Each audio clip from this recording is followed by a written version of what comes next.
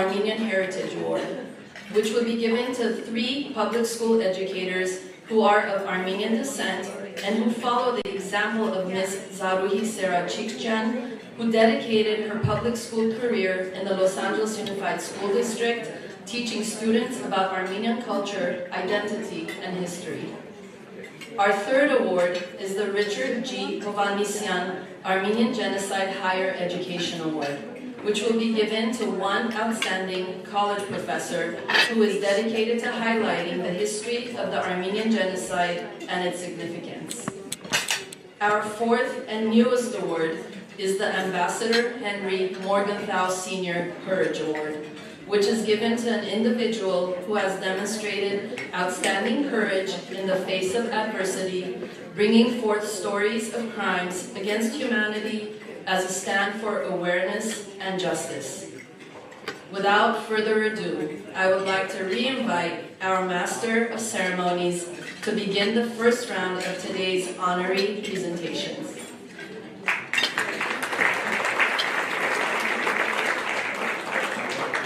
All right, to join me in presenting these honorees with the awards, please come up on stage. ANCA Western Region Education Committee Chair Alice Petrosian and ANCA Western Region Board Chair Nora Hovsepian. Receiving the first Armenian Genocide and Education Award is Violet DeLuna, 7th grade history and world arts teacher at Eleanor J. Tunnell Middle School. Violet is a California native who comes from a family of visual arts and classical music. She started her teaching career 27 years ago, teaching English in South Korea for 1 year. She returned to the United States to teach in Los Angeles School District and then the Glendale Unified School District. Violet loves integrating the arts into her curriculum because it inspires students to enjoy discussing history as well as global issues. And while teaching in Glendale, she did recognize that her students wanted to learn more about the Armenian Genocide. So she worked to create a weeks-long genocide unit, which she taught to her 7th and 8th grade students. And these lessons are rewarding to her, she says, because they allow her students to have informed discussions about historical events and they feel passionate about. So in addition, they also get to learn that they are not alone and there are many different cultural groups who have also experienced injustices around the world. And this allows those students to find the strength in their united voices so they can express their views about social justice. Violet DeLuna.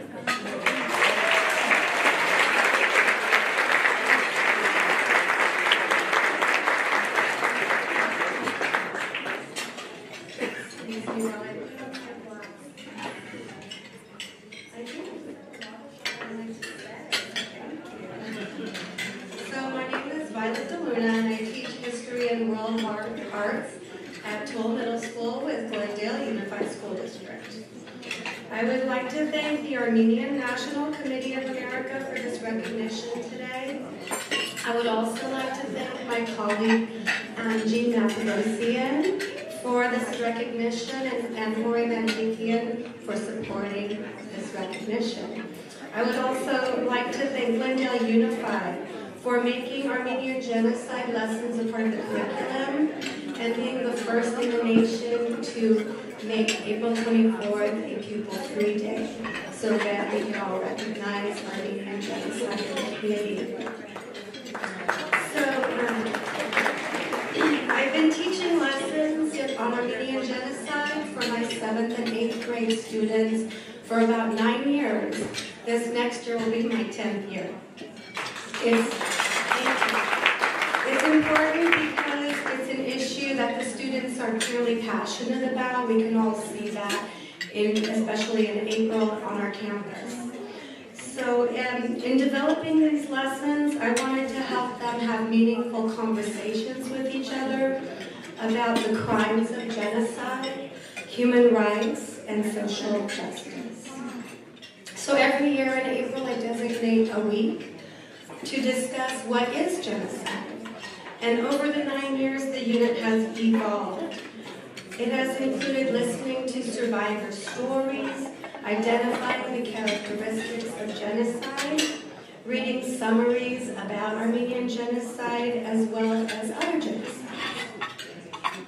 Some of the special events and projects that I've planned have included a field trip to the Museum of Tolerance and art activities where the students create protest posters and we hang them in the room or they take them home for April 24th.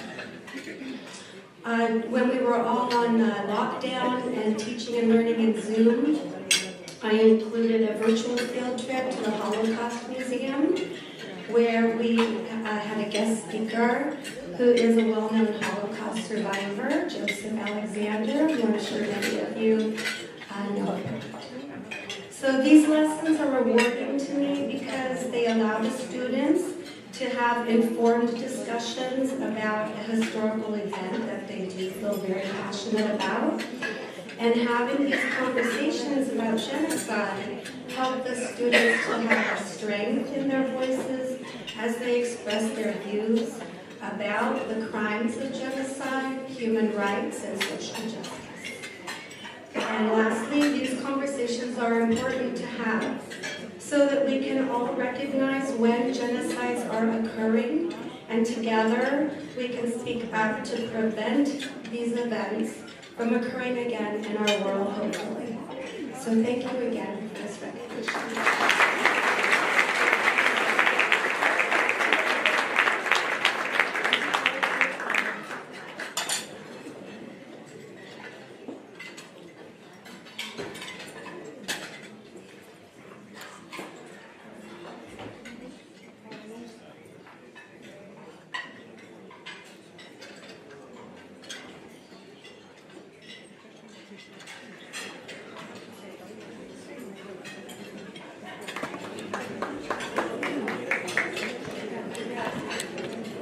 Our second Armenian Genocide Education Award honoree.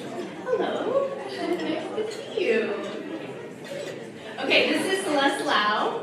And Celeste is a dedicated and passionate educator. She teaches at Valley View Elementary School in the Glendale Unified School District.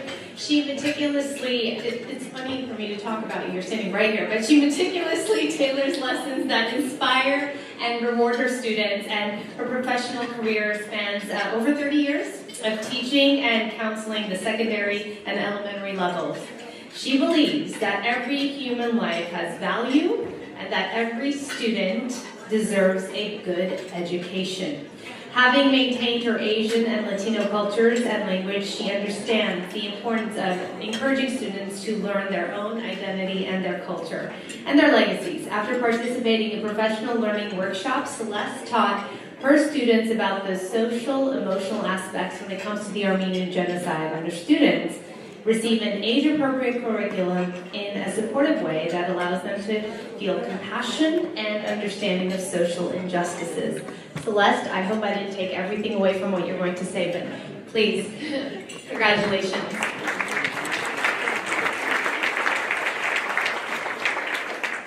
Good afternoon. I'm honored to be here today at the 6th Annual Armenian Genocide Education Award Luncheon, and I'm thrilled to be one of your recipients. Thank you to the Armenian National Committee of America for your hard work and dedication to fostering public awareness and recognizing the role of educators. We are a team working together to instill in children the universal lessons that come from historical events, such as the Armenian Genocide. It is critical to understand that all of us come from different backgrounds, but we are all the same in our desire to be seen, to be understood, valued, and connected to our communities. This is why the work of ANCA is so vital in memorializing the Armenian Genocide. We are called to action, to nurture a more loving and tolerant generation in which marginalized groups are not deprived of acceptance and community. My principal, Kelly Stubbs, has taught me to recognize that what happens on a larger scale in this world also happens on a smaller scale in the world of the classroom and the playground. At Valley View Elementary School, we foster the values of kindness. We model awareness and empathy for the children that we educate. In this way, even at the elementary level, students can see their important role in demonstrating respect for all people, thus powerfully creating a better world. These lessons I know. My father journeyed across the globe in search of safety and acceptance for our family. Over the span of 3 generations, he embarked on the quest for freedom in 3 different countries before settling permanently in the United States. I continue my father's legacy in his memory, and I pass this on to my beautiful daughters. I know that encouraging my students to research the Armenian legacy, to discover their own legacies, and to explore those of their peers will strengthen their understanding of our shared world, and that human rights are basic rights to be enjoyed by all. As I stand here today, along with other recipients, I see a better world, a more inclusive world. Our students are the future, and we must make every effort to create peace and connection among them. That is my goal, and this is what I teach. Individuals in organizations such as the Armenian National Committee of America are leading the way to a better future. I thank you, and I will never forget this honor. I'm humbled to receive the Armenian Genocide Education Award. Thank you again.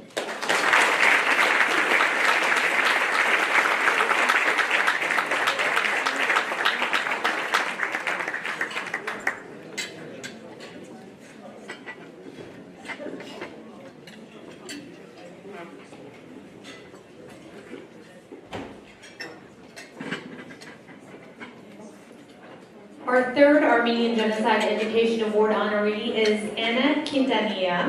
Anna has devoted her 25-year career to teaching at various Title I schools in the LA Unified School District.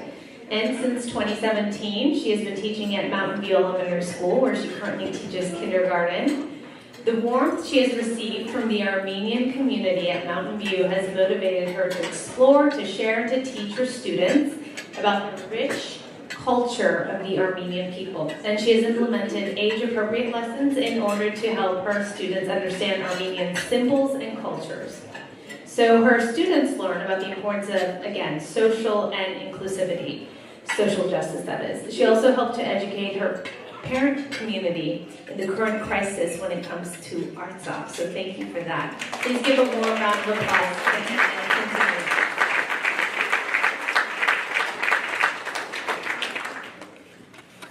Good morning, and I actually thought it was going to be good morning, but good afternoon, everybody.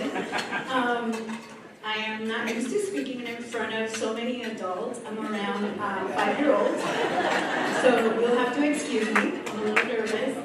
Thank you so much for honoring me today. I am so humble and honored to stand in front of you to receive this recognition for teaching about a topic that is so dear to me. I have been building positive relationships with students for the last 25 years. And it goes back to me being in the Hollywood area and having one Armenian student every year to now being at Mountain View Elementary and having 75% of my class be Armenian. So it's been amazing. I have spent most of my career teaching TK, kindergarten, and first grade. At Mountain View, I have met so many students, families, and colleagues who have educated me and about the Armenian culture and the struggles they have faced since the Armenian Genocide. I am going to add something else. They've also taught me so much about food. I can now make so many different dishes that I truly enjoy and I post on my Instagram.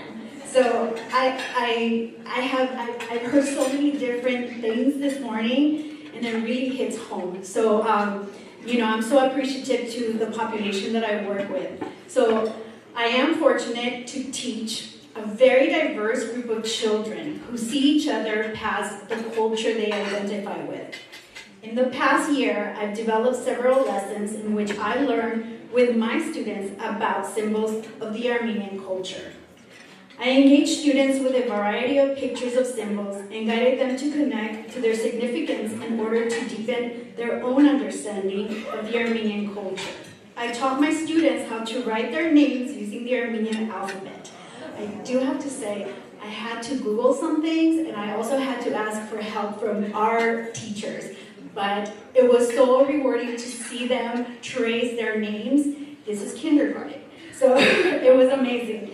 My students learned that in Armenia mythology, the pomegranate symbolizes fertility and abundance. The class enthusiastically created art of pomegranates, which we displayed during open house. And my goodness, my parents were amazed that they were able to write their names in Armenian. We learned how to sing the Armenian alphabet, and while on that topic, discovered an incredible alphabet park that displayed all 39 Armenian letters for visitors to take photos with. The song was a hit, not only with my Armenian students, but my non-Armenian students as well. So my Armenian students felt at home when they recognized the alphabet song, and my non-Armenian students were happy to sing along to something that their peers connected to. And I think that that is so important because all of us felt that joy. In addition to those lessons, I also created slides with links to sites the class could explore to expand their knowledge of Armenian symbols. Creating these lessons was very empowering for me because as an immigrant myself, I could relate to the need to have my culture to be recognized. I felt immense personal joy and a sense of accomplishment for being able to raise awareness and enrich students' understanding about the importance of the symbols that represent the Armenian community and culture. And I am so honored to be here this morning because, I do work with a lot of wonderful families, but to hear the stories this morning really brings, it really makes me think about the genocide and the struggles that the Armenian community has had to deal with. And I am so honored to work with such an amazing community, and my goal is going to continue to really empower not only my Armenian students, but the rest of the students. Because I think we do need to teach tolerance, and through tolerance, we can teach kindness. And remember, I do teach kindergarten, so my objective was really to have them learn about how symbols represent such a beautiful culture. So thank you so much.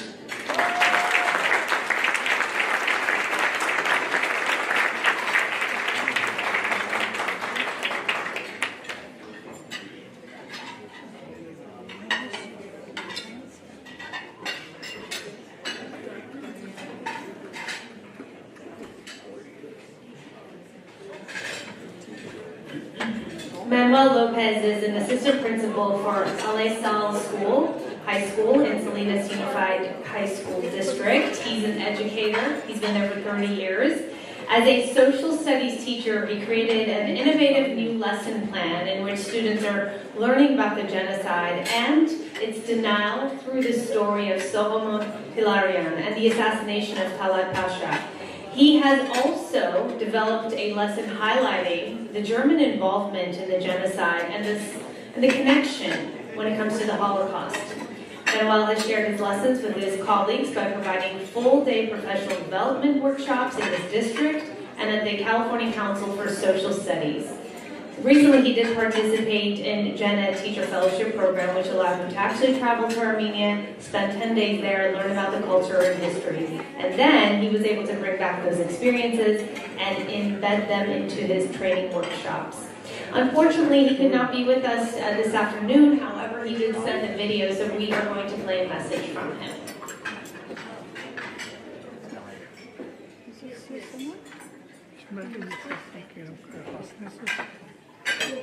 My name is Manuel Lopez. I'm an educator at Alpha High School in Tunis. I am extremely humbled to be given this recognition from the Armenian National Committee of America by Tony Athenian, Alice Petrosian. Thank you very much for this incredible recognition. None of this would be possible without my experience in Armenia, thanks in large part to the Genocide Education Project run by Roxanne Magsajian. I am very grateful for that opportunity because those 10 days in Armenia completely transformed who I am as an educator. Knowing that I was in the classroom for 30 years and never doing as much as I could have done to bring this important episode to light embarrasses me.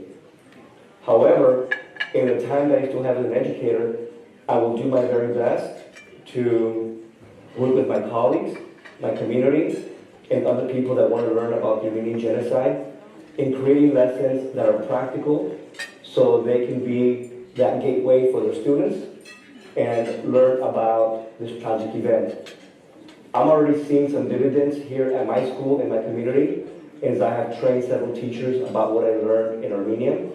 So thank you very much for this acknowledgement, and I will continue to do what I can to shed light about this event that some people want to shield. I apologize to the Armenian National Committee of Armenia and everybody else in Armenia because I should have done more. And I will continue to learn about what I did in Armenia. I'm just happy that I'm in a position to help. I wish I could be there with you and tell you more. And if you ever want me to go and speak to you, I will. But right now, I think I need to end this. I do not want to cry in front of the camera. So thank you very much. I appreciate your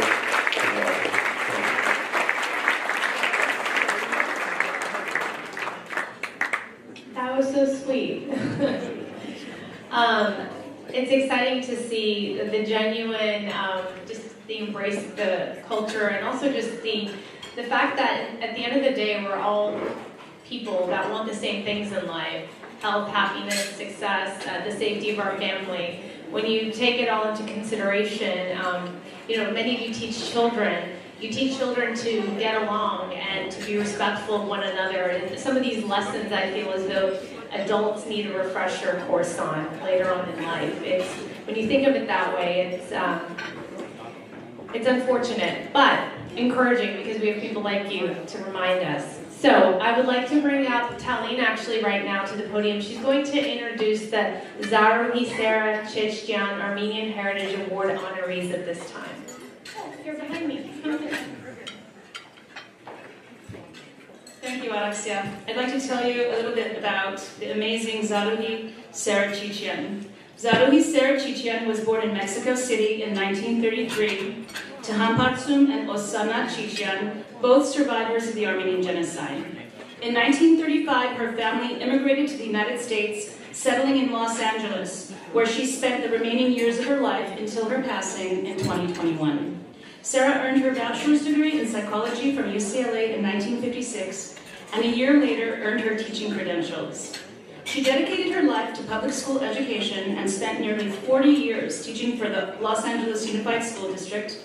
Sarah had a vested interest in preserving Armenian history and culture, and she had a unique appreciation for cultural heritages from many diverse backgrounds. She dedicated her life to teaching students about many cultures, particularly creating curriculum and officially formalizing courses in Armenian history and culture. Her memory and her lifelong mission to spread awareness of the Armenian history and culture, Her memory and lifelong mission to spread awareness of Armenian history and culture are carried on in the work of our honorees, past and present and future. Without further ado, I'd like to present our first Zaruhi Sera Chichyan Armenian Heritage awardee, Anita Kazarian. Anita Burbank High School in the Burbank Unified School District, where she has taught for nearly 16 years.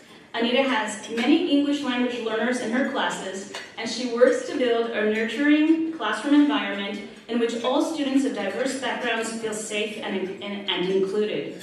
Anita is the advisor for her school's Armenian Club, where she works to empower students to share and celebrate Armenian culture and history with their peers. Each year, the students of the Burbank High School Armenian Club organize an Armenian Culture and History Assembly under Anita's leadership and support, in order to allow the school community to garner an understanding and appreciation of the Armenian community.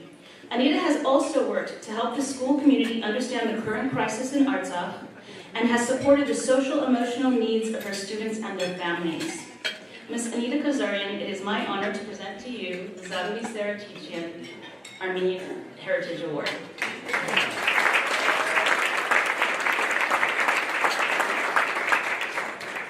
All right, hello.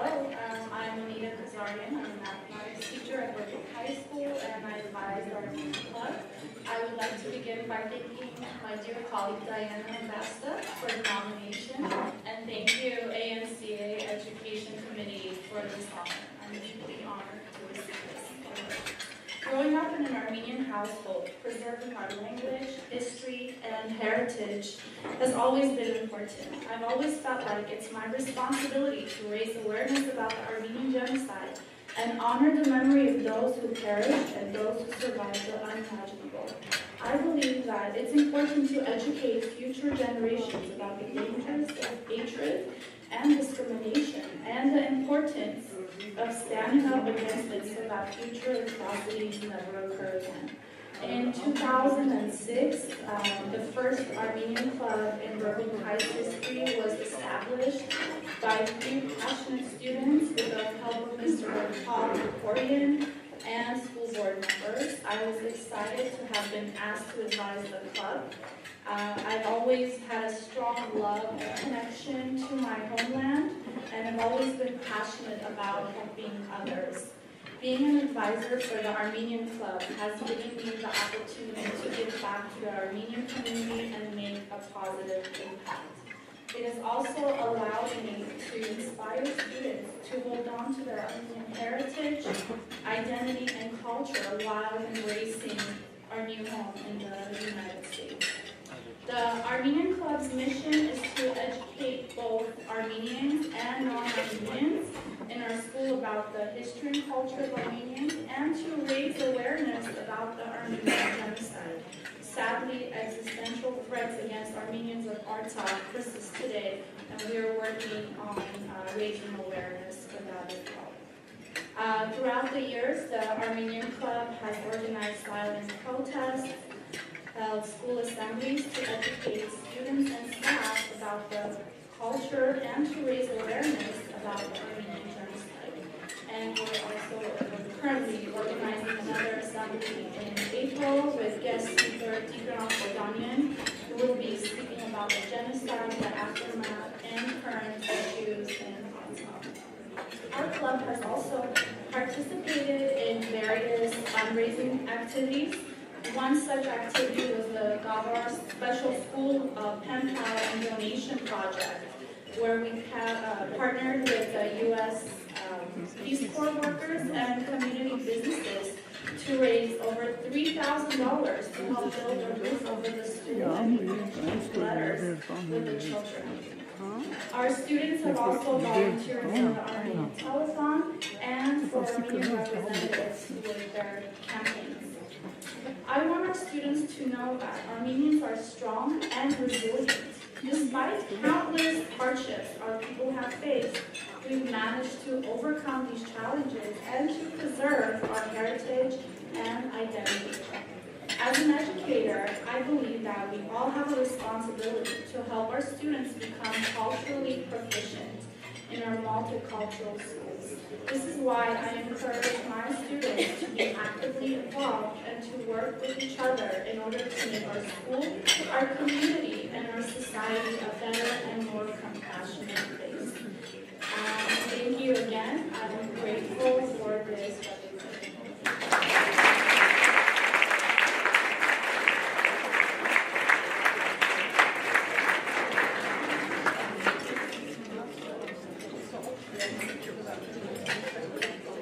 Our next Zaruhi Sarah Chichian honoree is Talat Koseyan. Talat is a Title I teacher specialist at Sunland Elementary School in the Los Angeles Unified School District. During her years as a classroom teacher, Talat has embedded age-appropriate Armenian Genocide lessons in her curriculum to teach her students about tolerance and inclusivity. As a special resource, Talat has used a book she authored called Mom and Dad, Why Do I Need to Know About My Armenian Heritage? To teach her students empathy by sharing her own personal stories and stories of the survival of her grandparents from the Armenian Genocide.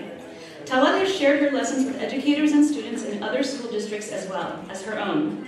She uses the stories of survival of her grandparents to make connections with students and help them understand Armenian culture and history. Like many of us, Talat has kept her promise to her grandmother to never forget what happened to the Armenian people by continuing to share her grandparents' overwhelming persistence to survive and to thrive. Ms. Talat, please.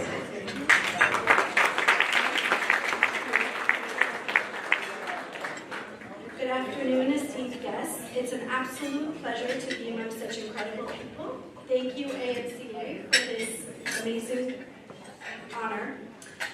Nishta's spirit and AYF's mission cultivated activism in my heart from a very young age. AYF was the catalyst that instilled the loving soul of my homeland and people.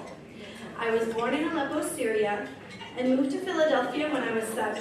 Being raised in Philadelphia, the desire to remain Armenian inspired me to continue learning as well as to share my heritage. When I moved to Los Angeles in 1997, I began my career in education. I've been a teacher for a private Armenian school and LAUSD for the past 25 years. Growing up in Philadelphia, I stood out because I had a weird name. No one knew where Armenia was. They didn't know who Armenians were. I made it my mission to always tell people that I was Armenian and to familiarize them with all things Armenian, especially the genocide. My grandmother, Elmon Piligyan Muradian, was a survivor, as were my other grandparents. When I was leaving Syria, she told me that it was my duty never to forget those who perished and to honor those who survived. At that time, I had no idea what she was talking about. Years later, the stories became more relevant when I would go back and visit her in Aleppo. In 2008, I wrote, Mom and Dad, why do I need to know my Armenian heritage? I didn't want another Armenian child to feel that they didn't have a voice and that they weren't represented. I also wanted to include Armenian history, which is immense, in a very short and concise way. I included actual events in the book and wrote it from a child's perspective. The book was so personal to me that I named the main characters after my 2 boys, Tavo and Avo. I was honored when Araxia read the book via YouTube, and it's been used as a resource to teachers throughout the country. Speaking about the Armenian Genocide is never an easy thing. Reading the book in classrooms brings back the stories my dear grandmother told me. I retell what happened to her and her family when she became an orphan at the age of 10. I mentioned the gold coins that her only surviving aunt sewed inside her dress, and how my cousins and I each have one of those coins. In today's world of intolerance, an educator must teach compassion and empathy. We have an obligation and a duty to ensure that the Armenian Genocide and atrocities like that never happen again. A huge thanks to Mrs. Takohi Karapetyan for nominating me. Thank you, ANCA. I couldn't be where I am today without my dear parents and my precious friends. I am very humbled and honored to be among such dedicated individuals. Thank you.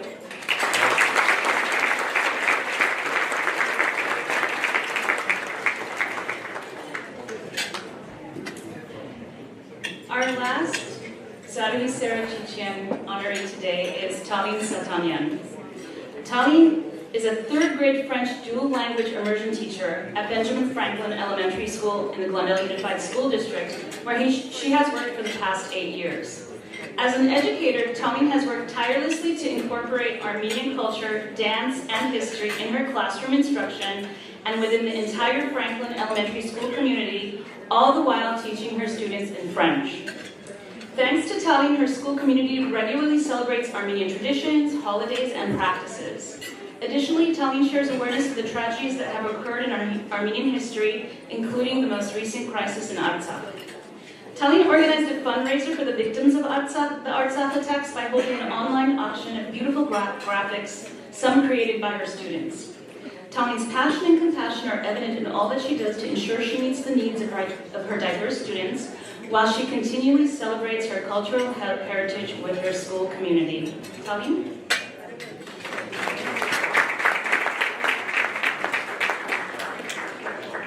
Hello. I'm very grateful to the Armenian National Committee, Western Regions Education Committee for honoring me. I'm also very thankful to Simona Sardella, my colleague at Franklin Elementary School in Glendale, for nominating me. My former principal, Sherry Kelly, and Franklin's former PTA president, Danny Kim, were instrumental in what is transpiring in my life today. And of course, the memory of my patriotic father is always with me today. As educators, we have a special role in making knowledge and resources available to our students so they can build their understanding of not only academic content, but also themselves and the world. Unfortunately, different parts of the world are either experiencing or can potentially experience violence, including ours right here. No one's immune to societal transformations and political changes in governments which can unexpectedly turn our world upside down. This is why I pay attention to violence that may seem distant and unrelated to us, distance in time or place or both. However, learning about violence elsewhere may help us prevent violence in our own society. Raising awareness of the horrendous human and cultural toll of the Armenian Genocide and the ongoing horrific ethnic cleansing and blockade of Artsakh in its 104th day today can be a catalyst to build connections and allyships dedicated to the prevention of mass violence.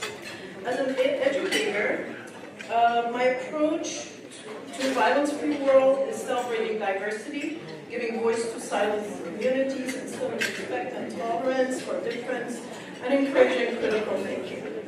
This kind of education can undercut hatred and racism, which are the drivers of mass violence. As a French immersion teacher in a third grade classroom, I celebrate diversity and regularly include Armenian culture, among others, as part of the celebration, partly because I have every year 2 or 3 Armenian students in my class and wish to honor and include their culture, and partly because of historically close French-Armenian ties. Through Armenia and other Francophone countries, I'm able to showcase the diversity of the French world. As a 21st century teacher, I'm also responsible for helping form global citizens who not only celebrate diversity, but also actively care about the world. My students in my school community have learned about the humanitarian challenges facing the Armenian world today and have taken action. We raised funds for Artsakh's humanitarian needs in 2020. Last year, my students learned and then taught the Armenian dance Tamzara. By dancing and stomping their feet, they symbolically and in a child-friendly manner stopped evil in the world from rising from the depth of the earth, much as our ancestors believed. In short, I take every possible opportunity to teach the value of diversity and of difference, and have no difficulty connecting the Armenian world to the wider world. Yet I can't tell you how many times I've been asked by Armenians, is it okay to teach an Armenian dance? As if I'm breaking work rules or endangering my career. As Armenians, we often engage in self-censorship and diminish our role in the larger society. These traits must be the legacy of centuries of subjugation and persecution. They are obstacles to our full participation in the fight against racism and mass violence in our immediate environment and in the world. As an added bonus, these interactions also keep the Armenian world forever vibrant, young, and relevant. Thank you.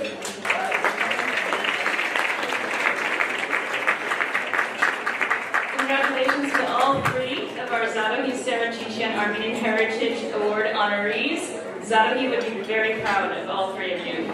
I would like to now invite Alexia back to the podium as we present the next special award. Thank you to all. And Talar, by the way, the book that we did, that you wrote, that I read on YouTube, For some reason, when I play it, my kids actually pay attention, but when I read it, they don't. So it was very effective, and that book speaks to so many of us. The struggle of living in a different country, embracing who you are as an American, yet trying to hold on to your Armenian roots and identity. It's the perfect book for so many families. So if you haven't had a chance to read that book, I encourage all of you to do so. All right, yes, this next honoree is special on many levels. Christina Pascucci, my new colleague and friend, my South Bayer. We live near one another and have yet to actually see each other outside of the station. It will happen one day soon. So this award, come on up. Even though you make me look short because you're a supermodel. This is Christina. So the next award is the Ambassador Henry Morgenthau Senior Courage Award, which is presented to an individual who actually embodies strength, courage, determination as Ambassador Morgenthau, and his efforts to take a stand against the injustices committed by the Young Turks government.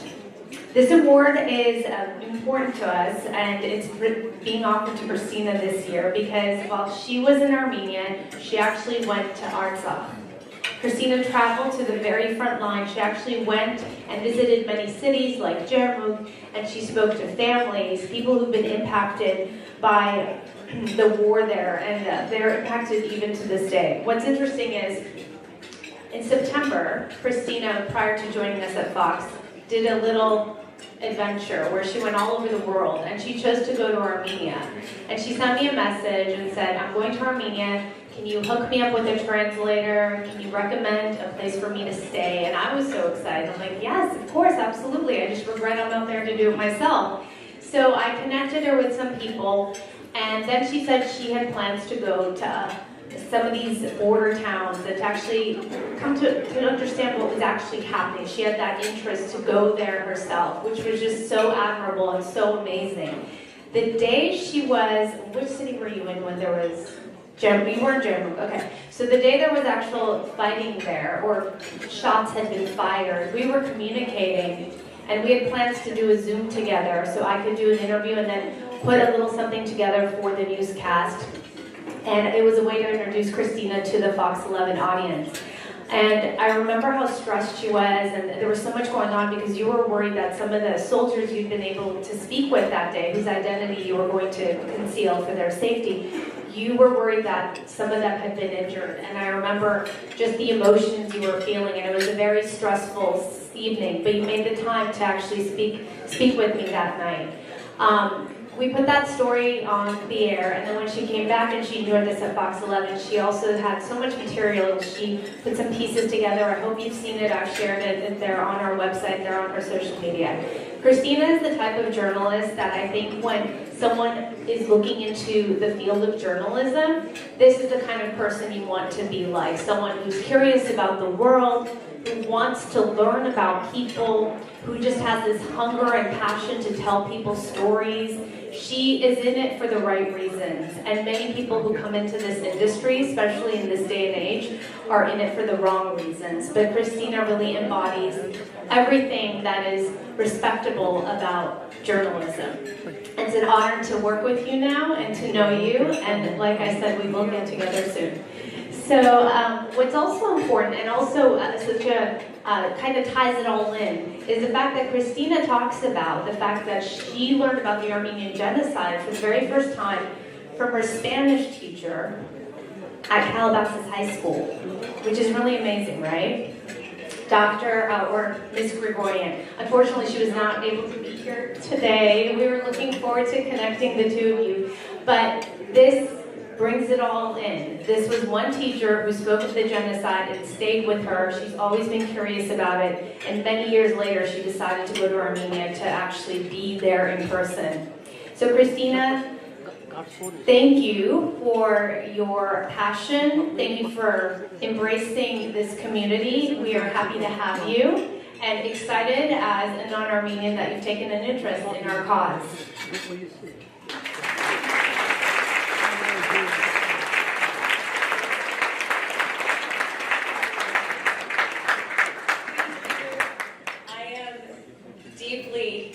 by this award and what it represents.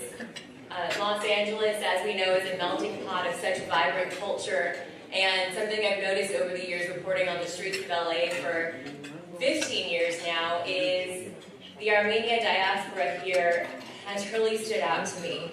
How fiercely Armenian Americans celebrate their family and their culture and their history. And being here at an event like this, you understand why that is, because they know what is at stake. So this being a Courage Award, I want to talk more about that. Yes, courage is what ultimately led me to Armenia, to Kirkuk, as there was gunfire going off. Courage is what led me to Sot, where a man took me inside of his bombed out home. It still makes me emotional thinking about just that scene, where shelling had fallen feet away from where he slept. And courage is what led me to reporting on the blockade impacting the Republic of Artsakh that has now passed 100 days. But it wasn't my courage. It was the courage of the Armenian people.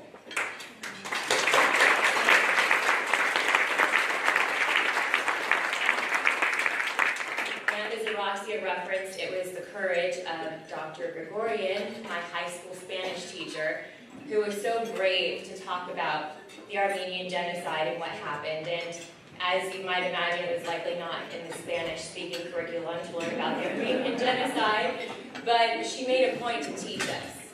And it wasn't just the content of what she said that really sticks with me, it was how she said it, the passion, the urgency, just the heart with which she communicated the importance of this historical event, that 20 years later, it sticks with me. And that is the impact that our educators have. I think we should clap for them.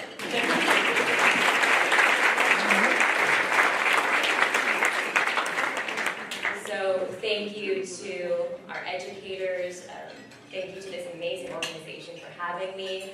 And to Dr. Gregorian, and also, of course, to the Armenian people. This award is for you. Thank you.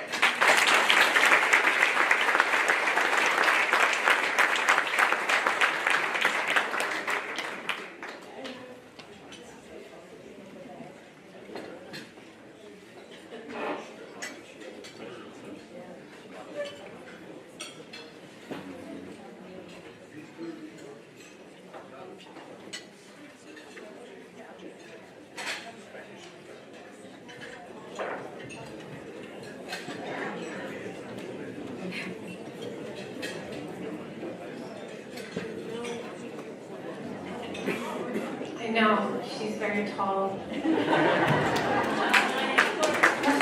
That's her husband right there, by the way, Austin. Very supportive. It's pretty amazing. I remember I asked you, I said, how does it feel about you frolicking all over the world by yourself? It's pretty, to have someone like that so supportive is amazing. I know he joined you on your journey later, but still, thank you for being here, both of you.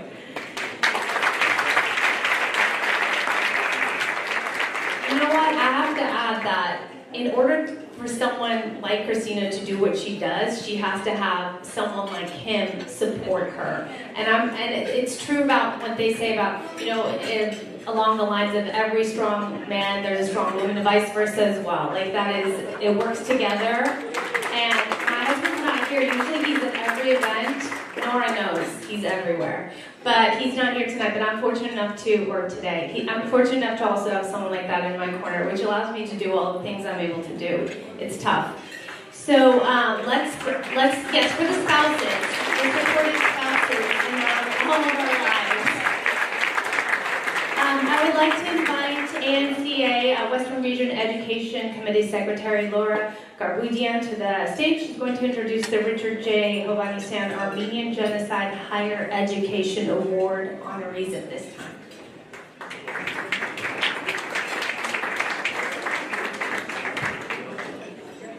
Before I introduce our next honoree, I would like to read a special message sent to us by Dr. Richard Hovhannisyan, who regretfully cannot be here with us today.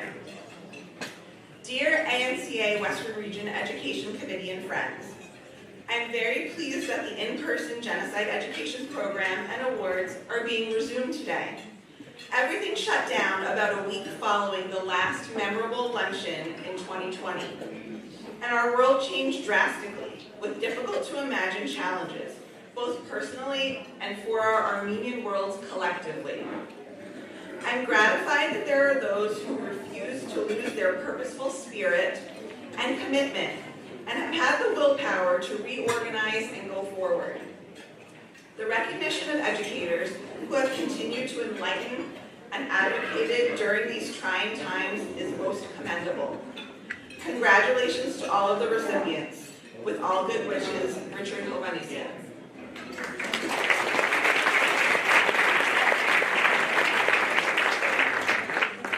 Now I would like to introduce our next honoree, who is the recipient of the Richard G. Hovanesian Armenian Genocide Higher Education Award, Dr. Khachi Moradian.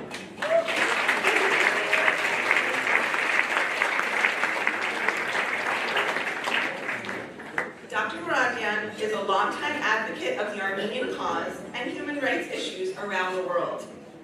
He currently serves as the Armenian and Georgian Area Specialist in the African and Middle Eastern Division at the Library of Congress, and is a lecturer in Middle Eastern, South Asian, and African Studies at Columbia University.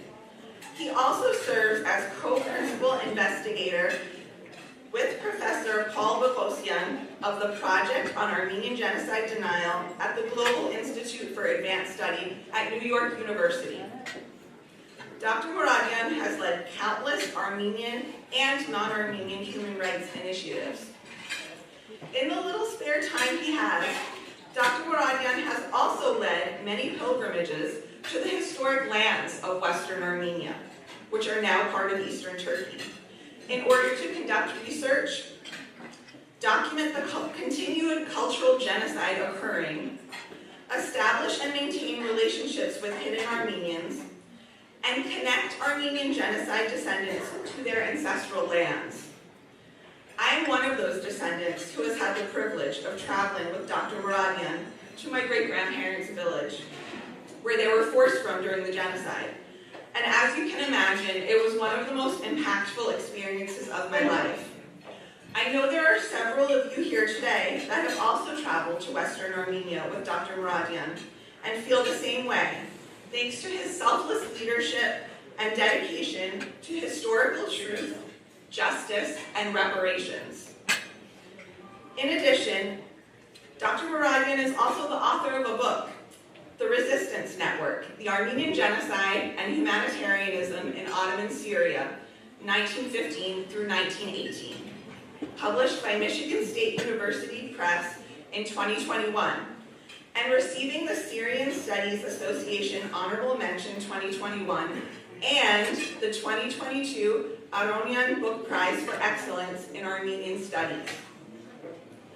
At a time when the Armenian nation is in desperate need for intellectuals who create legal, theoretical, political, and philosophical frameworks, Dr. Moradian is one of a handful who can live up to the billing of an intellectual and help our nation in shaping the accurate framework for our collective future. Khachi, it is my honor to present you with the Richard G. Hovanesian Armenian Genocide Higher Education Award.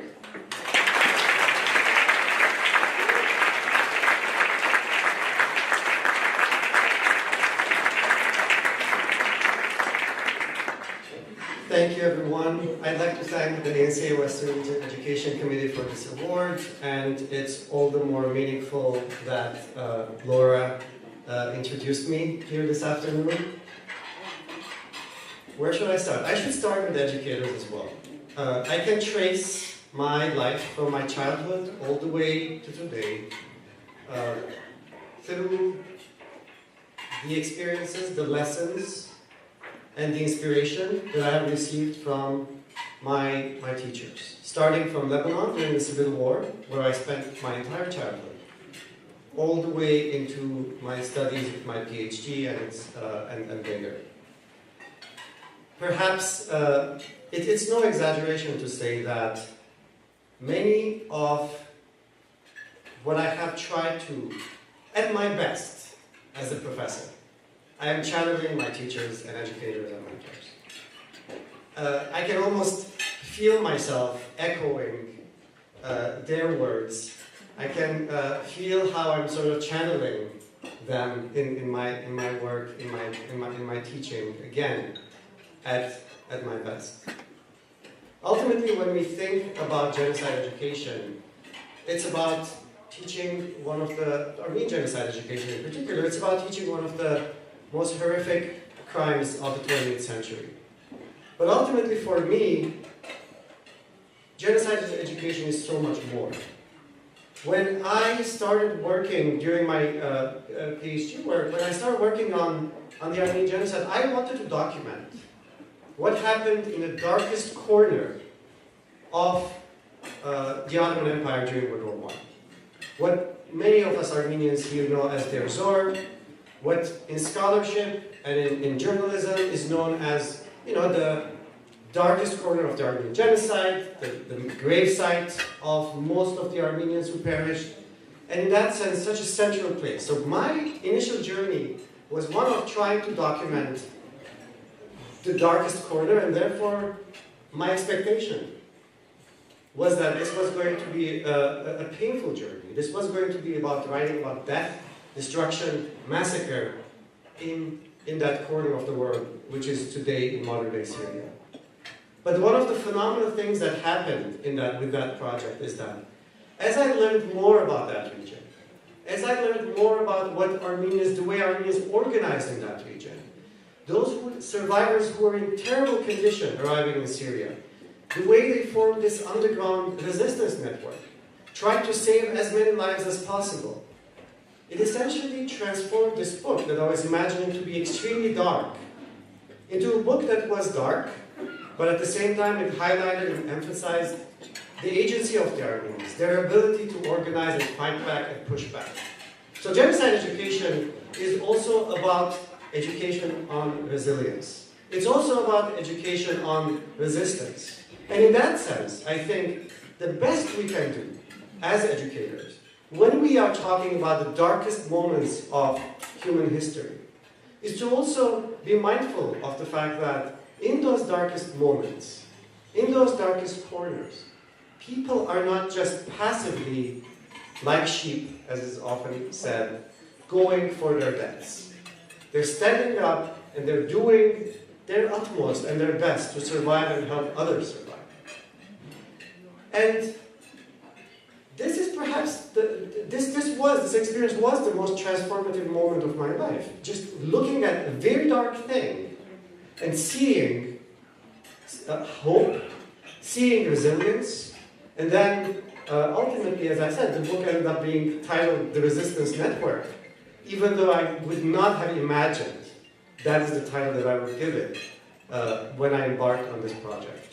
Now, more than 100 years after the Armenian Genocide, today, with the war on Armenia and Artsakh, and its aftermath, and the horrors that are being committed on a daily basis in the region, it is important to think about one, perhaps, critical element of what I just said about the resistance network and the Armenian Genocide.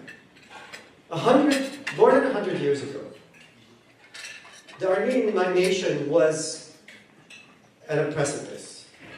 You had destruction, you had total dispossession of the Armenian nation, you had 1.5 million Armenians killed, tremendous destruction of culture and heritage that was built over millennia. And ultimately, despite those extreme circumstances, which is unquestionably the worst moment of modern Armenian history, the Armenian nation was able to rebuild. The Armenian nation was able to create a new Armenia, a Republic of Armenia, and the Armenian survivors ended up building communities around the world. And we are here standing in one of the most vibrant communities today. And I know often we may feel depressed with what is going on today in Armenia and against Armenia. I know often we may feel the challenge and the difficulty, and we do not see a path forward. But in times like that, I want, perhaps more than anything else, to share with you the fact that, as a historian, more than 100 years ago, knowing so well what the Armenian people went through and pushed against, with their resilience and their resistance, is to say that the best thing we can do to ourselves, our communities, and our nation is to think, if they could do it back then, we can do it today. Thank you very much.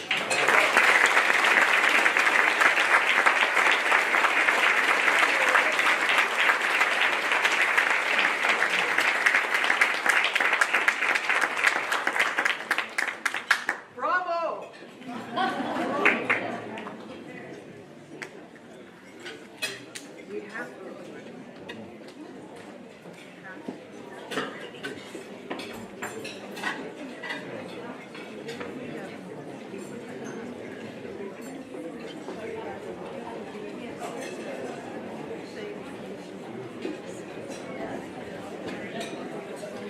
I would now like to invite ANCA Western Region Education Committee Vice Chair Stena Antakelian to the stage to introduce the Armenian Genocide Education Legacy Award honoree.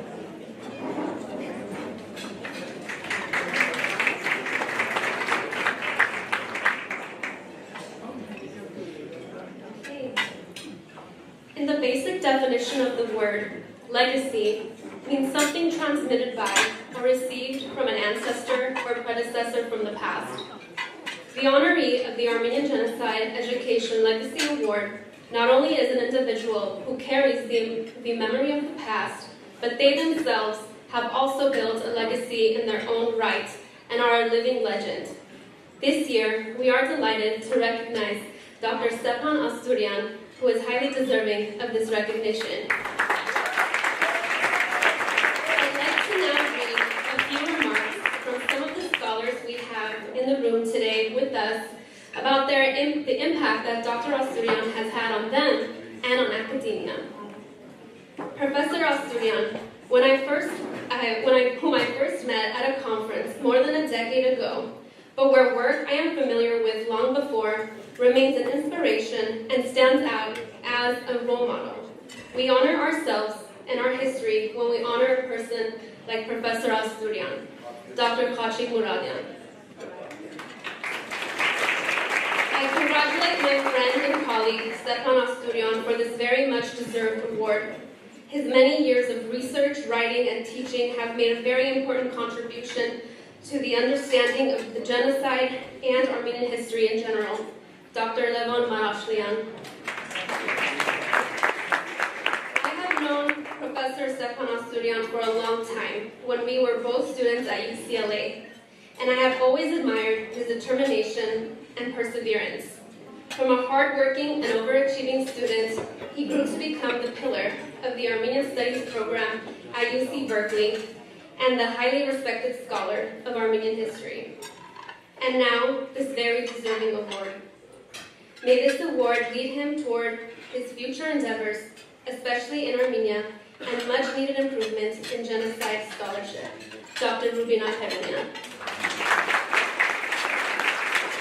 Until his retirement in July 2022, Dr. Stepan Asturian served as the William Saroyan Director of the Armenian Studies program at the University of California, Berkeley for over 20 years. As its founder, he worked tirelessly to set the foundation of a full-fledged quality academic program focused on contemporary Armenian history, politics, language, and culture at one of the most renowned universities in the world. Through this role, and in his capacity as an associate adjunct professor in Armenian and Caucasian history in the Department of History, Dr. Asturian provided thoughtful and meaningful instruction to university-educated students on topics in history, comparative genocides, and diaspora studies, in addition to the Armenian language, Armenian literature, and culture. I know this firsthand as I was his student in 2016 during the Genocide and Human Rights program presented by the Zorian Institute in Toronto. Throughout his career, Dr. Asturian has published a number of articles about the origins and historiography of the Armenian Genocide, Armenian, Ottoman, and Azerbaijani history and politics, and current issues relating to Armenians in the homeland and the diaspora. He has engaged in countless collaborations with scholars in the field and has contributed to filling the gap in academic scholarship. His work has brought the Armenian story to light and serves as a credible source for future historiography. On September 27, 2020, the government of Azerbaijan, backed by Turkey, dramatically escalated the conflict with Armenians in the Republic of Nagorno-Karabakh. The Armenian community worldwide was devastated, yet activated to do whatever possible to raise funds, spread awareness, and ensure recognition of these crimes. Dr. Asturian did not hesitate to join this effort. As part of the Zoravik activist collective started by Dr. Lisa Gudasarian, Dr. Asturian worked with her and provided weekly updates on the volatile situation in Artsakh between October 2020 and November 2020. During this time, he also participated in various conversations and panels to bring awareness to the questionable approach of the international media's coverage of the war. Without a doubt, Dr. Asturian has established a foundation that will continue to grow, thrive, and inspire a countless amount of young scholars worldwide who will carry the legacy he has established. Please join me in welcoming to the stage Dr. Stepan Asturian.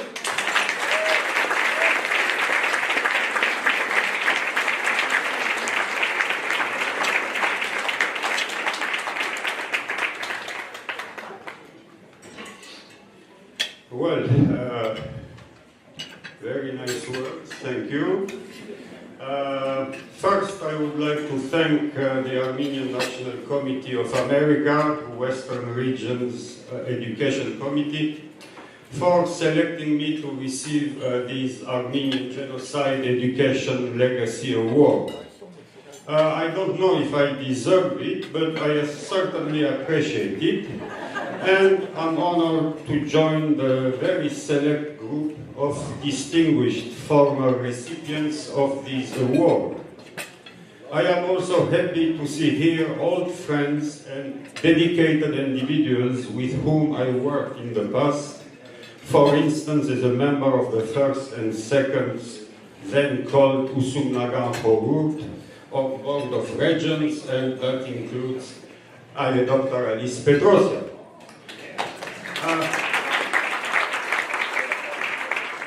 I don't know if you'll agree with me, but it seems that all things have kind of like a beginning. So does my interest in the Armenian Genocide. And this short talk is devoted to that beginning. You see, historians can write about genocide as a phenomenon, its causes, its stages, its organization, its main actors, and so on. But they will never be able to write about the specific experience of its victims, because the human reality of a genocide exceeds its explanation. And Dr. Mouradian did a remarkable job trying to reach that depth of depravity. You know, in the Syrian deserts, by the way, my paternal grandfather, I found out a few years ago, was in the death camp of Meskeneh. So, I would like to introduce you to three human beings, ghosts today, that I cannot forget. All three were, so to speak, lucky, really lucky. They survived the Armenian Genocide. First comes the old woman I used to call Tata Kohar or Auntie Kohar. We weren't related. And her husband Suren. They were the only close acquaintances of my stepfather and step-grandmother. My mother had newly remarried, and I must have been around 11-year-old at that point. One day, while visiting us, Tata Kohar said, "Come, my boy, I want to show you something." And she opened the upper back of her dress to reveal a deep scar, perhaps 10, 12, 13 inches long. She had been stabbed when she was 5 and somehow survived. Tata Kohar suffered from psychosis, more precisely delusions of persecution, hearing voices, imagining that the neighbors were persecuting her on purpose. Then came my real uncle, Tonton Yervant, the husband of my mother's older sister. A kind, helpful, almost childlike man. He grew up as an orphan because both of his parents had been butchered to death in front of him during the Adana massacre of 1909. He probably suffered from some kind of bipolar disorder, but then I am not a psychiatrist. During his manic episodes, he would go on irrational buying sprees, he'd get agitated, that cost him a lot, by the way. And my spouse, who is here, was witness to his filling a glass of water for my daughter Nanar, who is also here, then a small toddler. He filled and emptied it. He filled and emptied it 13, 14, 15 times, perhaps to make sure that the water and the glass were clean. By the way, my first article dealing with the Armenian Genocide in 1990 was dedicated to these two persons. And then came my step-grandmother, Meme Manu, we used to call her. We shared a living room, a small living room. I would sleep on a folding bed. During the day it would be folded. She was from Çankırı and had witnessed all the Armenian intellectuals being deported and walked through Çankırı. She married at 14, had 2 boys by the age of 16 and a half, and then her husband had been conscripted by the time the second boy was born. That was the end of her normal youthful life as a woman. She survived with the 2 infants, building ovens in Bulgaria along the way to a miserable refugee life in Marseille. Soft-spoken, always smiling mildly when seeing me, never complaining despite her physical conditions.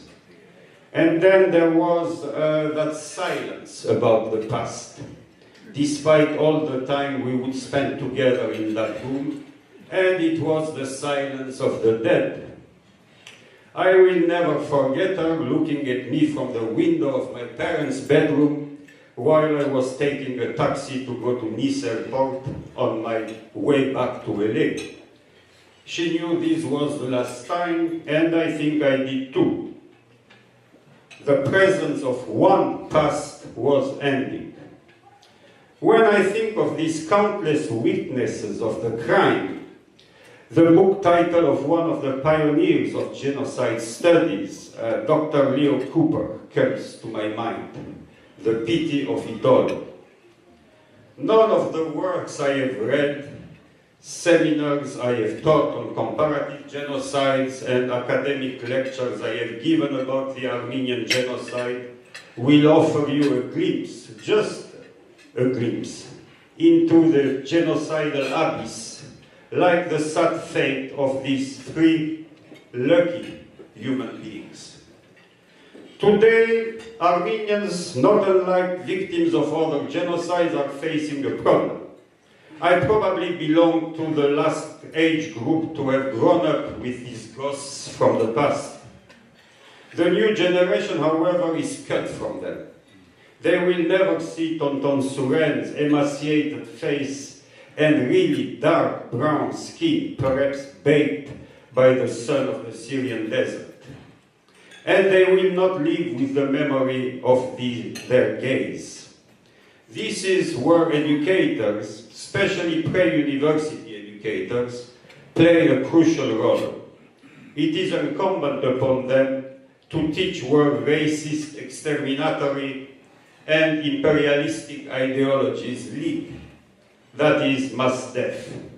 And beyond explaining genocide as a phenomenon, I hope they can have at their disposal appropriate materials to give their students a sense of what I will call the human factor, the human dimension, how genocides were experienced at an individual level.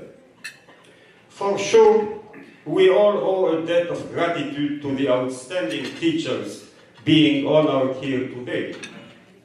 We also owe an immense debt of gratitude to those who laid the foundation for Armenian genocide studies and or fought denial at a time when these appeared hopeless. I am talking about the generation of the 50s, 60s, and mine, 80s, 90s, when denial was all over the place and we were laughed at when we attended conferences. We should first and foremost remember somebody who has been essentially forgotten but is the real foundation, and he needs to be commemorated one day, Father Krikor Gregorian.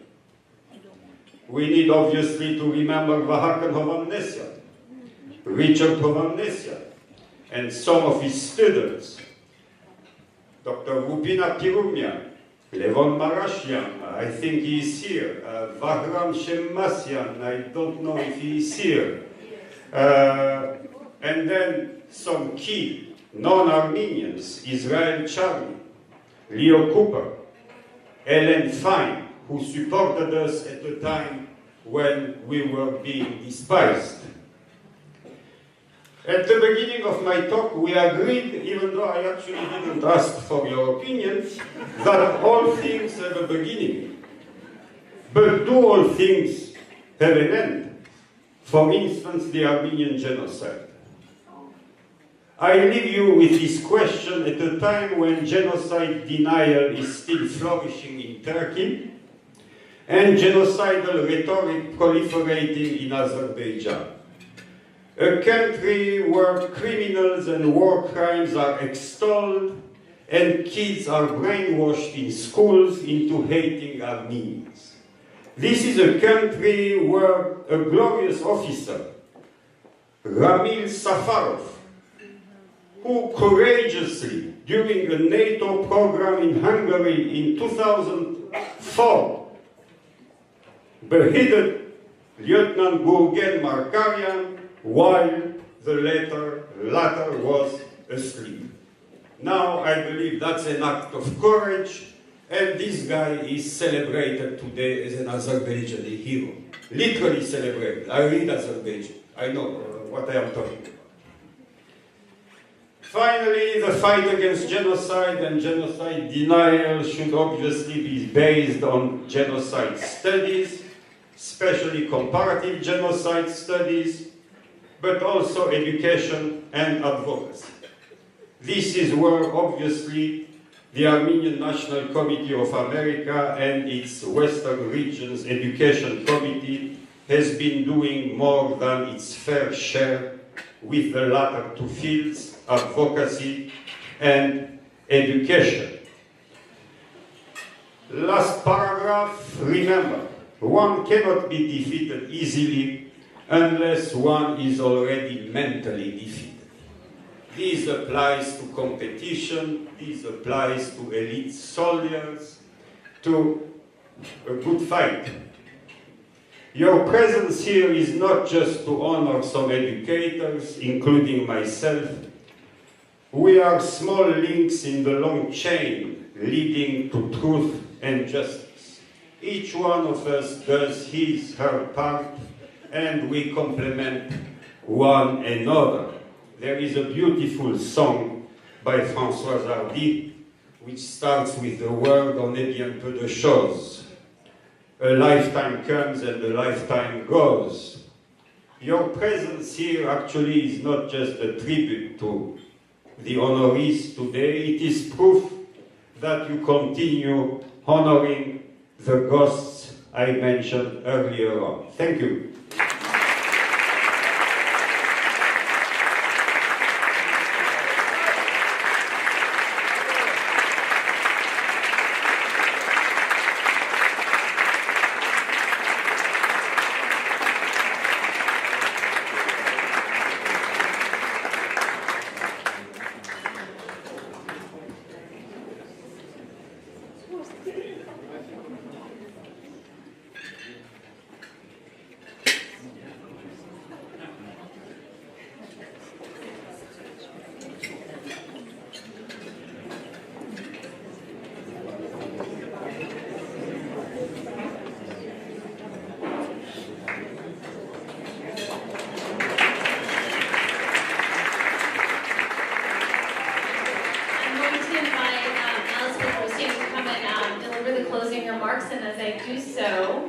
take this opportunity to say thank you for having me here. Also for those amazing, powerful words, very articulate and really very moving to hear. Oftentimes I find myself, when I think of our story, becoming very sad and going into a very dark place. I think it's easy to do that even in the current situation, and I find myself in darkness, and it is then that I have to remind myself that I have to pull out of that darkness to see the light and to be reminded of our resilience. This is why we're still here. The saying goes, you can find an Armenian in any corner of the world, in any country, you will find at least one. It's a story of our past. That is why you will find an Armenian anywhere in the world, because they fled the genocide to be there. But now we are there, and this is our reality. And so it is our job to continue to tell our story and to continue to fight the fight and to remember where we come from and who we are and be proud of that. Thank you.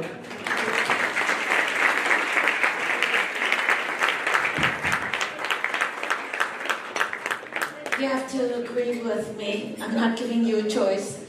Araxia is truly impressive, amazing, wonderful. A mother of two with a supportive husband, and here she is on her weekend, giving freely of her time.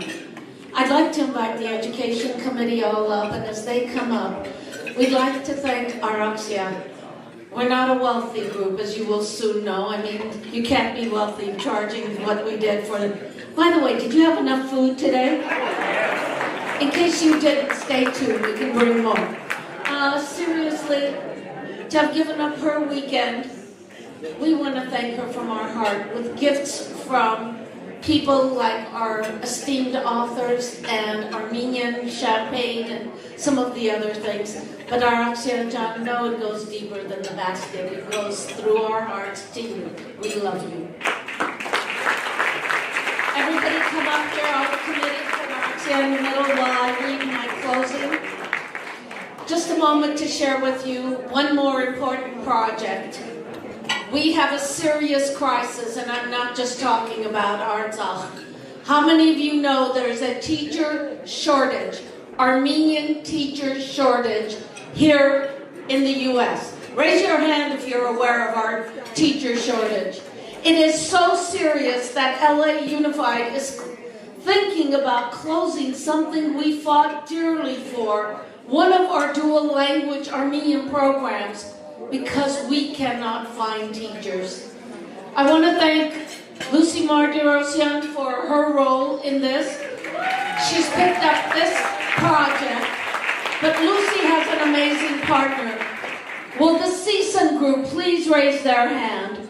The Armenian Studies program and the CSUN group right there. Thank you, California State University at Northridge, for picking up this crisis and working with us.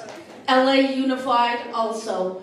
Scott, you're the representative right now here, but your staff in the HR department is willing to work with anyone who is seriously considering teaching in an Armenian dual language program. So whoever you know, let's talk about the value of teaching.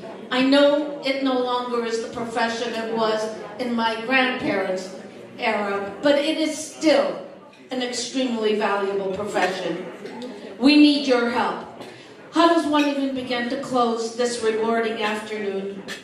Congratulations, but more so, thank you to today's awardees, our past awardees, and those who were nominators. We will start taking nominations again in 6 months, so be on the lookout for those who care and for those who teach. May you all know as people that our nation is indebted to you just as much as this committee is. An event such as this takes a few great team members working hard together, but it also takes two outstanding leaders. The chair, Talina Arsenia, you step forward. Seda Antalya, will you please step forward? Ladies and gentlemen, these women have not slept for the last 2 weeks. How many of you put on a wedding? You know what that takes? imagine doing it with this small group and trying to do the seating. With that, I would also like to say this is our first time back after the pandemic, and you, our attendees, made this a sold-out success. So will you just look around your table and say thank you for taking time to be with us? The ANCA board, how can I thank you enough? We ask you not to leave because we're going to be taking pictures with you, the awardees, and the committee at the end of this program. You have been the backbone, and you have not only supported us for today, but you have supported us in all of our work. A truly great, dedicated group of leaders making our community stronger. Thank you, Madam Chair Nora Hovsepian and your board. Now I would like to suggest something. If you lift your plates, there's a number under it. That number coincides, if you have a number under it, there's 6, coincides with the numbers in the centerpiece. That is what you have won. If you have 1, look for 1 in the centerpiece, and that is what you have won. I want to thank all those who donated. Arpi Krikorian, those bags were amazing. All our authors, Kay Moradian,